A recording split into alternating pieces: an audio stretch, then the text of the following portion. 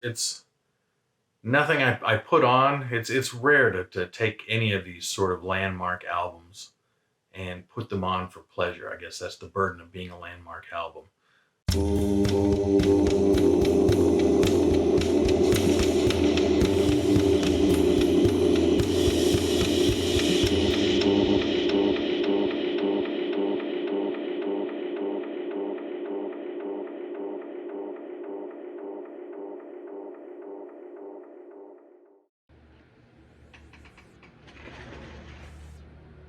Hey VC, Plastic Eric here, Plastic Soundwave Cult, here for a beautiful fall edition of Collection Connection, the game that's just an excuse to talk about music. It's a game I play with my brother Bryce over on Good Show Ponconby. That's the name of his channel. He does his picks every Thursday, and I do mine every Monday. So you're probably here on Tuesday, and so you probably watch his on Friday. That's usually the way it works. Nobody watches it the day I put it out. Okay. So with that, the last thing that my brother showed was London Calling by The Clash. An absolutely fantastic album. Don't have it though. Reason being, I've got The Clash, the story of The Clash, and I had a buddy who had London Calling. We used to listen to it all the time, and I don't hang around with that guy anymore. So that's an album I definitely need to get there. So the interesting thing about London Calling, as big of an album as it was, and it does contain my favorite Clash song, Guns of Brixton.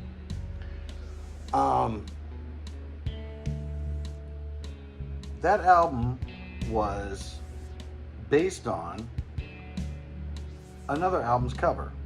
And so London Calling was based on Elvis Presley's Self-Titled. Of course, they probably heard it because that Elvis Presley Self-Titled is an American pressing. But if it's called Elvis Presley and it's called Rock and Roll, that's a UK version. So probably the reality of it is the Clash heard Rock and Roll, and which has the exact same cover still.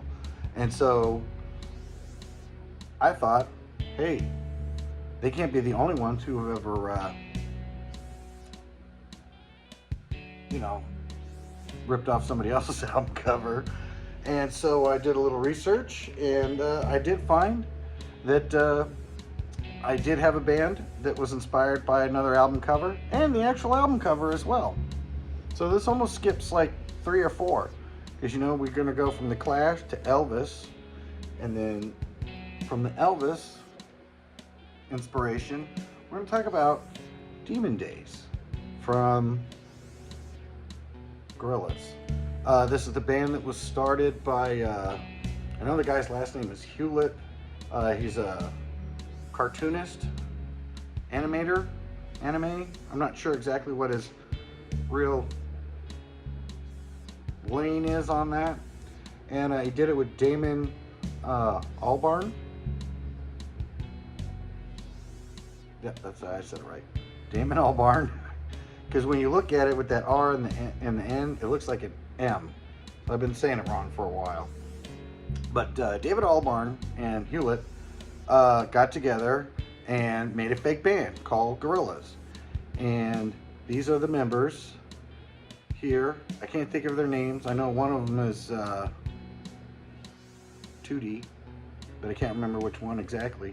But this album is inspired by another album. Probably figured it out already. Let It Be by the Beatles. And so if you put them both up next to each other, you can see it's kind of funny because when you have them next to each other, in a row like that, these guys and these guys are all facing away from each other. So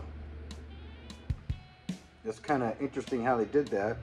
And then I think like they switched things up too. It's like a mirror image, because I think this guy is the drummer. This fake guy is the fake drummer for this band. And this guy is the drummer for the Beatles. Ringo or something is his name. This guy here, George, is represented here. So, whoops.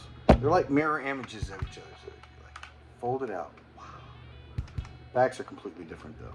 But the cover looks very similar. Um, golly. On this one here, it's got Dirty Harry, which is a famous one.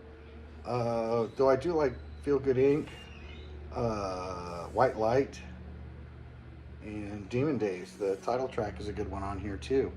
So, Gorillaz, great band. My kids actually turned me on to these guys. So, you get a chance, check out Gorillaz. Pretty much any of their albums are pretty good. My kids have all of them, so I get to listen to them all the time. They let me put them on my iTunes. So, it's just not only about the music, it's about family and sharing and copying albums from other people.